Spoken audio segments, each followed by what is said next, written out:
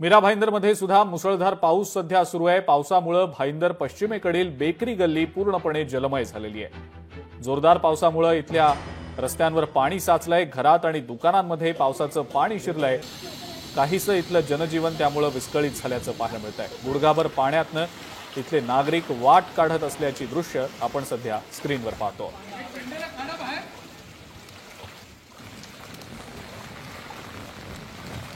तर ग्राउंड फ्लोअरला A3 मध्ये A3 रूम नंबर आहे, जिथे गेले 8 वर्ष माझ्याकडे नेहमी पाणी भरतं। पण या पाण्याचा कुठेतरी आता कचरा करायचं म्हणायचं तर कसं करायचं। आम्ही नगरपालिकेकडे पण आम्ही लेटर दिलेलं आहे। इवन दो म्हणतात ना आपले महेंद्र मेहता सर किंवा आपले खंडेलवाल सर ह्या लोकांना पण आम्ही नगरसेवक आहेत म्हणून आम्ही दिलंय। खंडेलवाल सरांनी आम्हाला हेल्प केली आहे, पंप दिलाय, पण ह्याच्यामध्ये हे काहीच नाहीये। आपल्या जयश्री यशस्वीमध्ये पण हाच प्रॉब्लेम आहे। तिकडे पण त्या लोकांना पंप दिलेला आहे, पण पंपाचा उपयोग काय जर चालूच नसेल, आम्हाला पाण्याचा हा प्रॉब्लेम असेलच तर पंप देऊन उपयोग काय ना।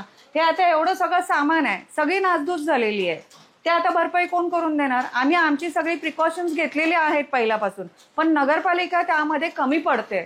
तर काय करायचं त्याच्यावरती तुम्हीच आता तोडगा काढा आणि आम्हाला सांगा। आम्ही आता थकलोय सगळ्या गोष्टी सांगून सांगून।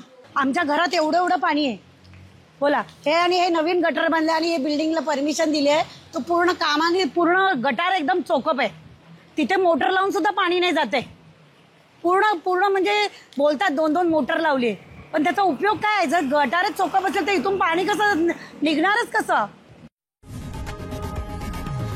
लोकशाही मराठी ऐका, पहा, जागरूक रहा।